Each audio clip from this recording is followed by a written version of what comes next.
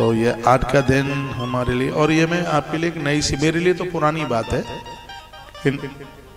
आपके लिए नई बात है कि आज की रात्रि में रुद्राक्ष सिद्ध हो जाता है और वैसा रुद्राक्ष आपके व्यापार को कम नहीं होने देगा।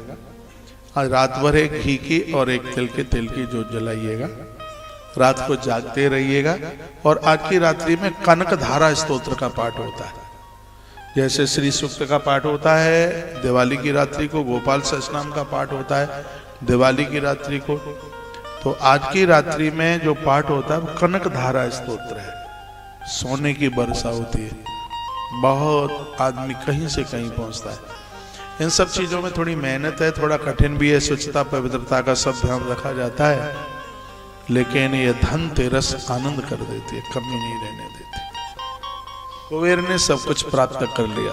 कुबेर ने बहुत तप किया, 5100 वर्ष तक वो काशी में तपे। कुबेर को रुद्राक्ष सिद्ध था। कुबेर धनपति हैं।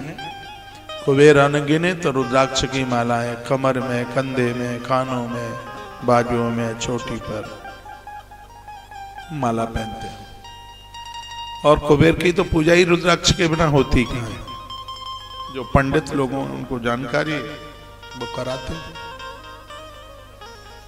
तो कुबेर, गणेश, लक्ष्मी का पूजन, धन्वंतरी भगवान का पूजन इसमें होता है। इसमें कलश भर करके भी उसमें पूजा होती है। उसमें एक सिक्का डाला जाता है। बहुत लोग तो 1 साल तक उस कलश को भर करके ही रखते हैं।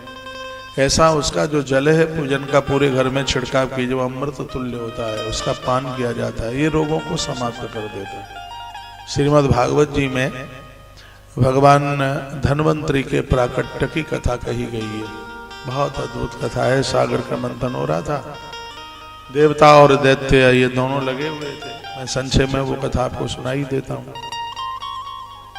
सागर मंथन की भूमिका इस प्रकार से बन गई। ये दोनों कथा मैं आपको सुनाऊंगा, कुबेर के प्राकट्य की भी और धन्वंतरी भगवान के प्राकट्य की भी।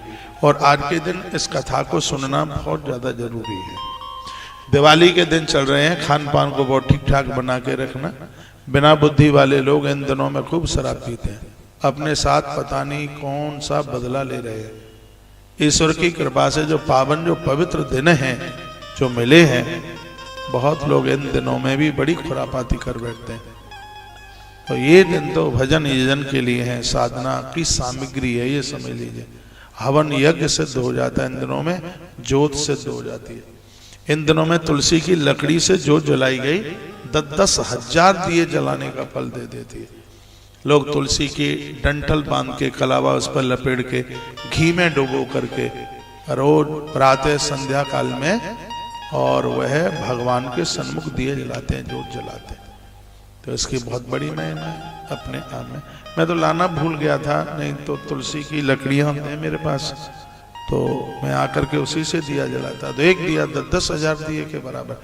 मैं तो कहूँगा दिवाली के दिन इन दोनों में जो आप दिया जला रहे हैं, सूखी लकड़ी डंठल ले लो, उसके ऊपर रुई बांध लो या कलावा बांध लो, उसको डुबा दो घी में, उसके ऊपर लगाओ फिर कपूर। पहले कपूर लगा दोगे तो जलेगी नहीं, पहले उसको घी में जलाओ, फिर सूखा कपूर लगाओ उसके ऊपर, फिर माचिस से उसको जला लो, फिर उसी से सगरे दिए जलाओ। एक एक दिया 10-10 हजार दिए के बराबर होगा। मैं तो अगली बार फिर आऊंगा पुष्कर, फिर आपसे बात करूंगा कैसे आपका इतना सब बढ़िया चल जाएगा, इतना ठीक हो जाएगा, इतना बढ़िया। 3 मुखी रुद्राक्ष भी आज की रात्रि को रखकर बच्चों को पहनाइए। 5 मुखी रुद्राक्ष जरूर पहना करें आप। 5 मुखी रुद्राक्ष को पहनने से चातुर्य मास करने का पुण्य प्राप्त होता है। हर स्त्री पुरुष के गले में 5 मुखी रुद्राक्ष। हमने भक्तों को दीक्षा दी है तो मैंने उन्हें 5 मुखी रुद्राक्ष ही दिया, उनको अलग से पहनने की जरूरत नहीं है। लेकिन जिनको नहीं है 5 मुखी रुद्राक्ष, वो 5 मुखी रुद्राक्ष पहने।